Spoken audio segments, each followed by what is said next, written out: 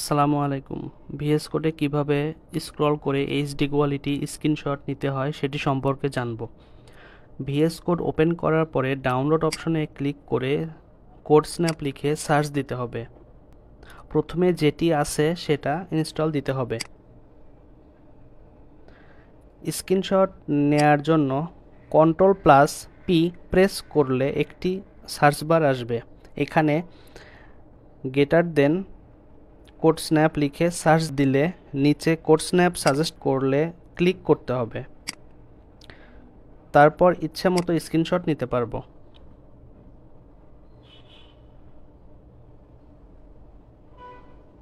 ডানে দেখুন স্ক্রিনশট হয়ে গেছে।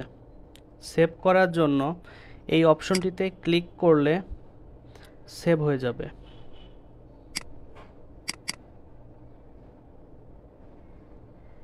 এই যে দেখুন কোডগুলো স্পষ্ট দেখা যাচ্ছে। Subscribe to my channel.